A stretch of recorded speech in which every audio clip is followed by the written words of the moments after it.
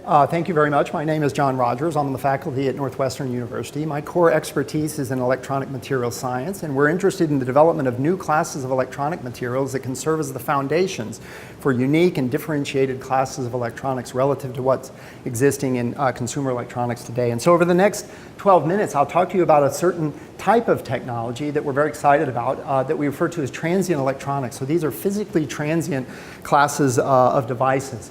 And so before I get into the details of the technology, let me just provide a perspective on what conventional electronics technology is defined by. It really has its origins dating back to the late 1940s with the invention of the transistor, a device that was designed to replace vacuum tubes and mechanical switches for telecommunications. And it turned out that that building block device has been spectacularly successful, maybe one of the most successful technologies of all times because of its scalability. You make it smaller, it performs better, you can pack more and more devices per unit area, allowing higher and higher levels of sophistication at an ever-reducing cost point. So scalability has been a key defining characteristic of the evolution of the integrated circuit.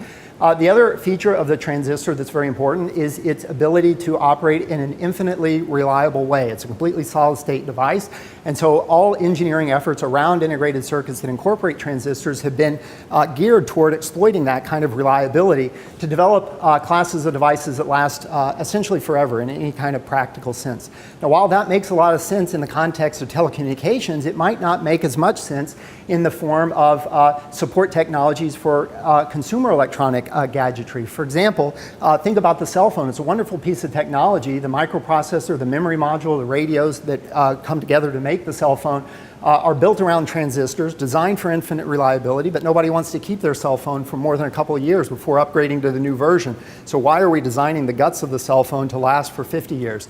And in fact, that may be a counterproductive thing because that kind of infinite reliability generates tremendous waste streams associated with the discarded electronics. So at least in that case, it might be interesting to think about completely different engineering goal around solid-state electronics, a goal in which the outcome would be stable operation over a finite time period, after which the devices could, for example, simply dissolve away in groundwater to eliminate that waste stream. So that would be one example of a transient electronic system, in this case environmentally or biologically resorbable, water-soluble classes of devices, really setting the stage for an interesting set of material science challenges in the context of a class of system that could address application opportunities that lie completely outside of those that can be addressed with conventional technologies. So water-soluble electronics would be a subset of this broader class of technology that we're contemplating here, defined in the following way. So transient electronics are any sort of electronic system that is designed to fully or partly dissolve, resorb, or otherwise physically disappear at programmed rates or at triggered times. And if you could do that, there would be a number of different interesting types of systems that you can build. The first one of which I've already alluded to, which is sort of zero or dramatically reduced electronic waste in consumer electronic gadgetry, where water solubility and groundwater would be the key defining characteristic. But it's not the only one. Think about devices that integrate with the human body. Implants that go inside the body offer an operational lifetime that's matched to a transient body process like wound healing. To provide diagnostics or therapeutic effect. After the wound is healed, you don't need the device anymore, and in fact, you don't want the device there anymore because it represents unnecessary risk and device load on the patient that would otherwise necessitate a secondary surgical operation to facilitate extraction. In that context, a bioresorbable electronic platform would be very interesting. In terms of environmental deployment, you could also imagine monitors and wireless sensors that you could deploy by the thousands to sort of monitor and track a transient environmental process, such as the remediation of a chemical spill. You could track that spill. Once the spill has been cleaned, you don't need the monitors anymore. It'd be nice to design them to simply dissolve away into the environment to eliminate the need for extraction. Other kinds of applications directly relevant to the DoD would be in sensitive electronics that are deployed at a distance. In those cases, you might want to embed triggered transient functionality to eliminate the ability for an adversary to recover those sensitive electronics, be able to trigger the transients in the event that something like that happened. And then as a final example, we're interested in hardware reconfigurable electronics. So transient electronic devices that have certain components that can be activated to eliminate their function in the overall electronic platform to transform the function of the overall platform. So I'll focus on this second area of opportunity, biointegrated, bioresorbable devices, this new class of electronic medicine. And so in that case, you have to think about not only bioresorbability, but also other features of conventional electronics that are currently dramatically mismatched relative to properties of the human body. So if you think about the platforms that have been used for all commercial integrated circuits, they are semiconductor wafers, such as these silicon wafers, spectacularly sophisticated piece of materials technology, but with the geometry and mechanics of a plate of glass. So very rigid, brittle, you drop it, it breaks into a million pieces. It's perfectly flat. It's great for electronics for a cell phone. You want to put it in your pocket. But if you want electronics that wrap the surface of the brain or the heart, that platform is very poorly matched to requirements. So biology is soft and time dynamic and textured. Silicon wafers are not. And so in order to reformulate silicon electronics to be biocompatible at the level of geometry and mechanics requires a couple of new ideas in material science, as illustrated in this slide. They're pretty simple ideas built around mechanics and composite material design. The first is just an acknowledgement that the bending stiffness of any material is defined by the intrinsic material properties, but also the geometry of the structure. So a silicon wafer is a millimeter in thickness, and that's partly the reason why it's not bendable.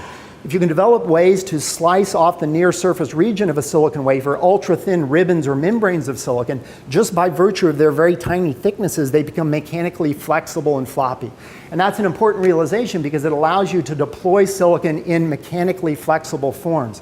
Now, if you think about biointegration, simple mechanical flexibility is not good enough. Your skin flexes, but it also stretches. So you need something that not only bends, but also deforms elastically like a rubber band.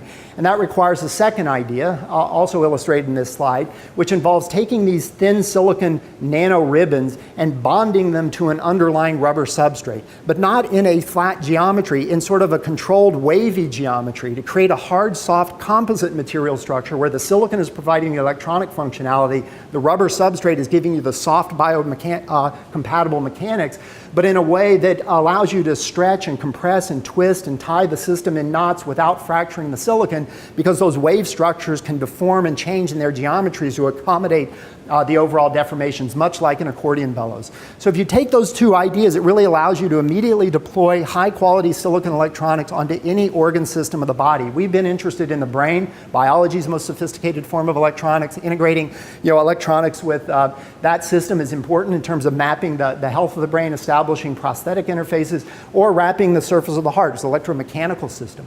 So if you think about these two types of applications, they have two ranges of utility. One is as a surgical diagnostic, where the integration happens over the course of maybe a few hours during an interventional procedure, or devices that last the life of the patient. For example, a sophisticated form of pacemaker, which can be supported in principle due to the extreme reliability capabilities of the transistors. What I want to talk to you about is a set of applications that lie in between, where you might want to integrate these devices with the body, monitor, accelerate a wound healing process, and then have the devices just disappear after the wound is healed to eliminate a secondary surgical extraction.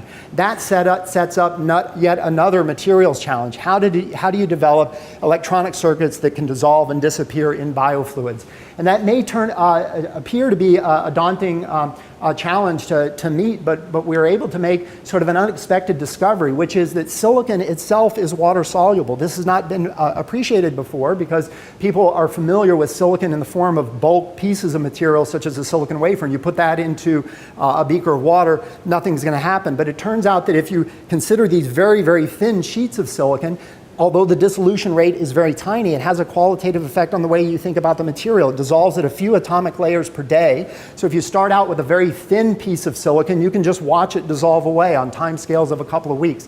And that has profound implications on how you think about high-performance transient electronics, because you can build it around silicon, immediately allowing you to leverage all of existing technologies that form the basis of consumer electronics. And here's an example of a water-soluble radio device that, let's see, dissolves when exposed to simulated rainwater in this case, dissolves very quickly. It's a bioresorbable substrate, bioresorbable metals, and silicon as the active semiconductor. And by materials choice and design, you can configure these things to have any sort of lifetime. In this case, dissolving very rapidly in water, but by changing the material science, you can create devices that last weeks or even months. So what are the areas of utility in biomedicine? I'll give you two examples. One was brought to us by a group of neurosurgeons who have expertise in the treatment of severe traumatic brain injury.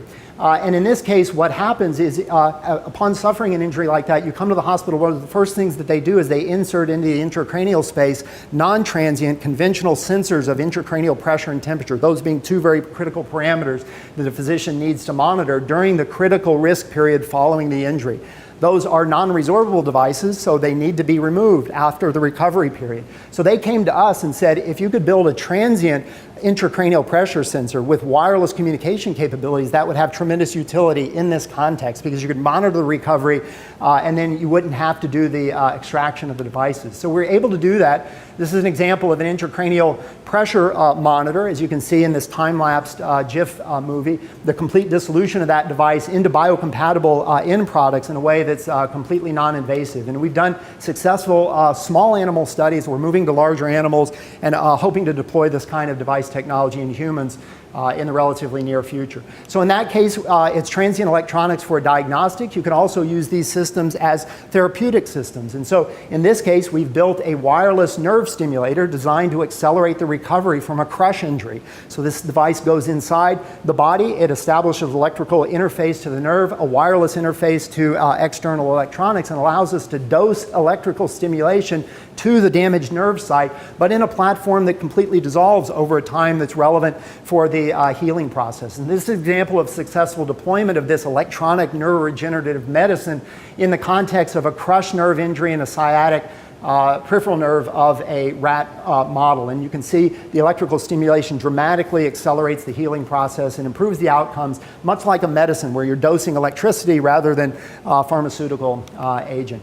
So with that, I'll just summarize a number of other applications that we're interested in biomedicine. I've highlighted two in this talk. There are 4 or 5 others that represent active efforts with this completely new paradigm for thinking about how to monitor and facilitate healing processes that are directly relevant to combat casualty care.